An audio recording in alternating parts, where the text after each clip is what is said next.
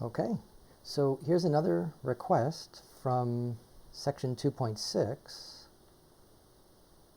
This is number 16. It says we have a patrol car is parked 35 feet from a long warehouse. So in this picture, Y is 35 feet. And the revolving light, which is, this thing here, going against the wall here, on the top of the car turns at a rate of 32 revolutions per minute. So this is the angular velocity. Usually the Greek letter omega for angular velocity. But it's really just the rate of change of the angle, right? The angle theta's in the picture there. And this is, 32 revolutions per minute.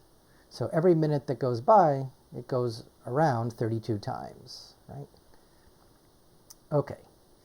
How fast is the light beam moving along the wall, right? So in the picture here, the light beam, let's suppose it's going counterclockwise, right?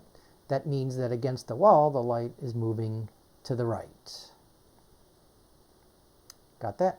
So how fast is the light moving? And you can see in the picture here that the distance from this point directly to the wall to the point here, a little bit further here, sorry, to this point here, they're calling that x. Right? So that's a distance. If we want how fast is the light beam moving, they want the speed or velocity, right? Which is the derivative of x. Okay, so that's what they're looking for. In it's not the answer. In 3 different cases here, when theta is 30 degrees, 60 degrees, and then 85 degrees. So they want 3 different answers, right? Okay, so the main idea here is that you have this right triangle. So this is y, which we know is 35 feet. And then you have a triangle. Again, the triangle is changing, right? This distance x is getting bigger. And then we have this angle here. They're calling that theta. And then the distance from the light, maybe I should make the light here red, right? Yeah, close enough. Red, orange, doesn't matter. Right? And then it's shining this way, and we can see the light against the wall here. A distance x from this point here, and then we're assuming that this is a right angle. So we have a right triangle, right? Right. And yeah, the idea is we don't really care about this distance here. What we care about is the angle. And so what trig function are we going to use here? So we don't care about the hypotenuse. We have the x, which is the opposite side. And we have y, which is the adjacent side. So it's really sloppy, but adjacent side, right?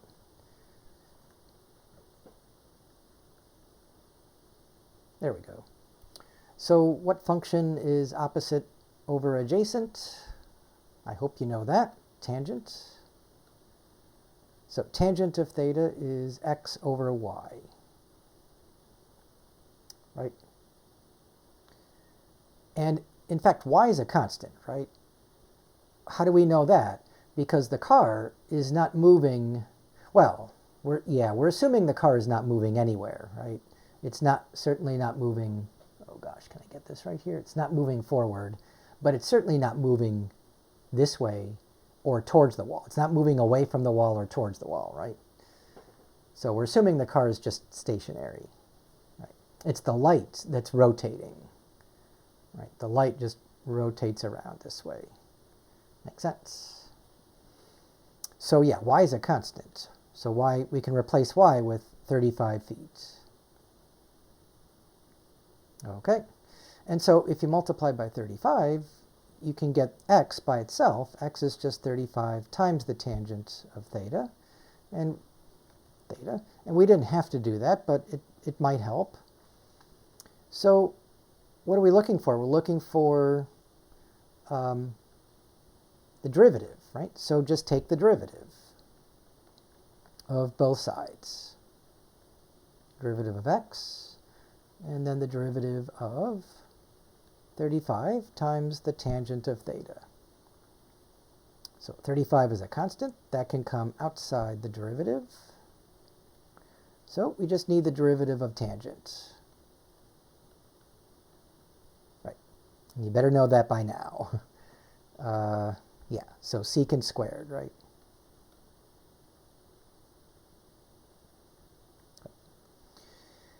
And so that's the derivative of x. So that's the speed. You can call it v if you want for velocity or speed. And, oh, and I did this in the last video too. Oops, I forgot the chain rule again, right? The derivative of theta with respect to t, right? Because this is with respect to t, not theta. So the chain rule applies. And in fact, this is what we need here, right? This is what's given, right? That's the 32 revolutions per minute. Okay, although the problem here is units. So before we start plugging in numbers here, obviously we're going to plug in theta equals 30, 60, and 85 degrees. Right, so that'll be for this theta here, will be those three angles. But we also have to figure this out, this d theta dt, right? Because up here it says it's 32 revolutions per minute, but those aren't the proper units. So let's get the proper units. D theta dt is 32 revolutions per minute. Right. So first of all, notice how they want the speed. They want the speed in feet per second. Oh gosh, I can't see this, right? So this they want in feet per second, not per minute. So what can I do? Well, I can multiply in 1 minute. How many seconds are there? Of course, 60 seconds in 1 minute, right? So that means we can cancel minutes as a unit. And there's one more thing we got to do. Revolutions, right? A revolution just means you're going all the way around. It's a complete circle, right? So, right. So how many radians are in one complete circle? So one revolution is 2 pi radians. Right. Now, you might be asking, well, wait a minute. I thought they want degrees, right? 30 degrees, 60 degrees, 85 degrees. That's going to be the angle here, right? That's going to be this thing. When we plug that into theta and we calculate secant squared theta, we can use degrees there. But for the angular velocity, you'll see that we want radians per second, not degrees. Okay, so cancel the revolutions, and I think we get, let's see, 32 times 2 is 64 times pi over 60, and that's going to be radians per second. So just 1 over seconds, right? We don't need radians. Radians is unitless, right? And we can simplify this a little bit, right? So if we divide by 4, I think we get 16 pi over 15 per second. Okay, so that's going to be my d theta by dt. Right? And now I think we're all set. We can just use this to calculate the velocity of the light, basically of this point here this point moving this way. Right. How fast is that going? Right. So, yeah, so for part A, they want the derivative of x with respect to t at theta is equal to 30 degrees. So that triangle looks, try to do a vertical one here, that looks like this. Let me do it in red. All right. So that's roughly 30 degrees, too small. Right. So this is 30 degrees. Right. And we know y is 35 feet. Right. And it turns out we don't even need x here, right? Right. We just need theta and the derivative of theta, and we have both. So what is this going to be here? This is going to be 35, right? Because that's feet, times the secant squared of 30 degrees. And you should be able to calculate that. I think we can do this one exactly. And then the derivative of theta, we have that up here. It's 16 pi over 15 per second, 1 over seconds. So you see the units. We get feet per second, which is what they want. Okay, so I don't remember secant of 30 degrees, but I remember cosine of 30 degrees, I think is square root of 3 over 2, right? Yep, square root of 3 over 2. So when you square it,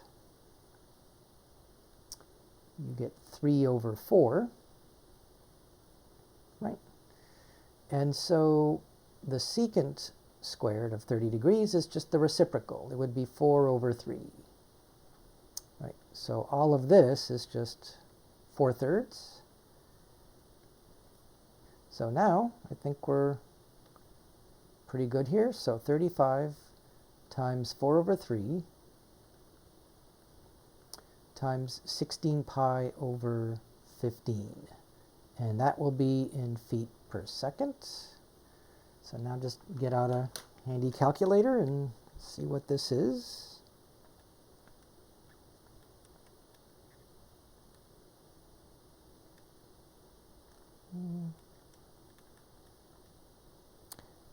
So I get 448 over 9, 448 times pi over 9. And, oh, they want us to round the answer to 2 decimal places. So just multiply by 448 pi over 9. And I get that this is, so this is, again, feet per second.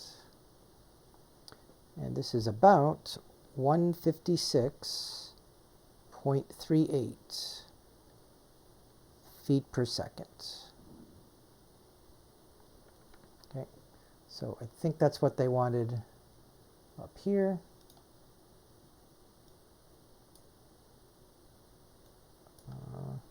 So 158.38.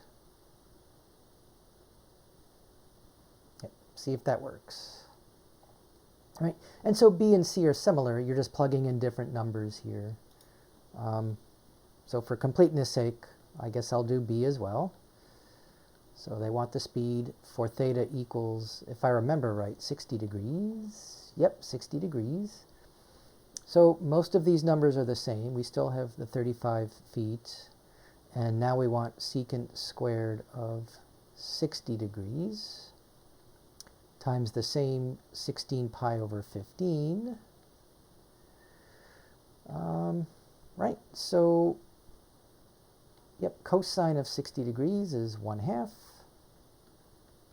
When you square it, you get 1/4. And so secant squared of 60 degrees should be 4 over 1, right? So I think we get 35 times 4 times 16 pi divided by 15.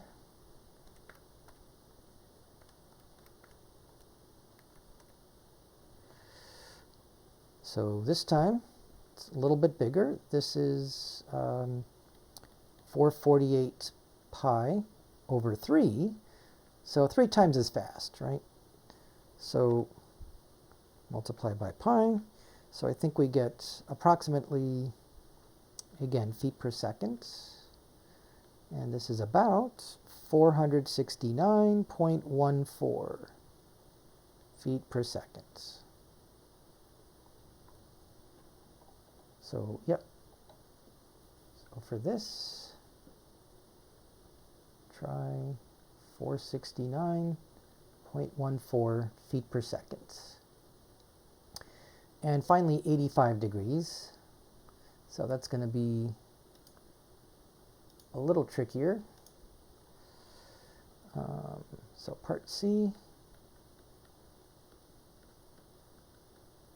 for 85 degrees, we still have the 35.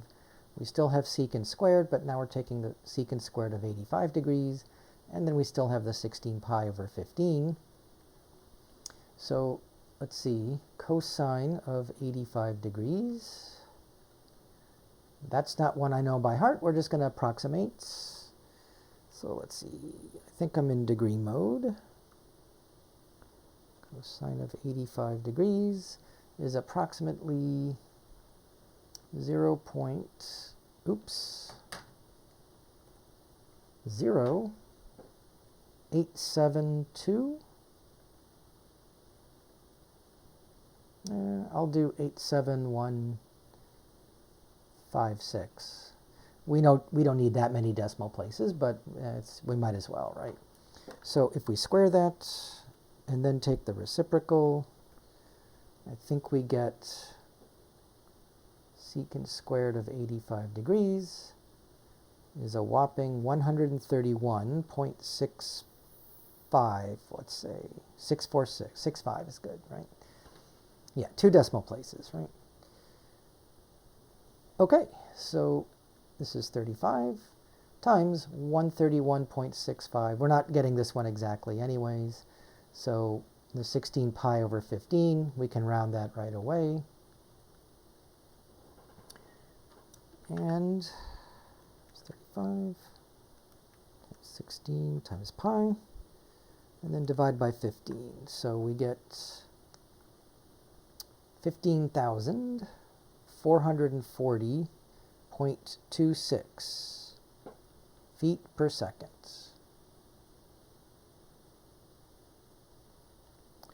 So yeah, that's going to be pretty fast. So 15,440.26 decimal point there.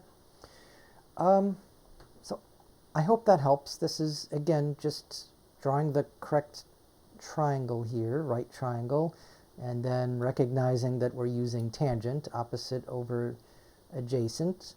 I mean, you can use sine or cosine if you want, but then you have to figure out in terms of the hypotenuse, which I guess I'll call r, but r is changing also. So tangent is definitely the most convenient one to use simply because y is a constant, whereas both r and x are changing. So yeah, so tangent was the ideal function to use here. So I hope this helps. So again, when you're talking about angles, make sure you know that you want this in radians, not revolutions. So that's why we had to multiply by the 2 pi radians per revolution. And again, they want per second instead of per minute. So over here, I did all the change of units here.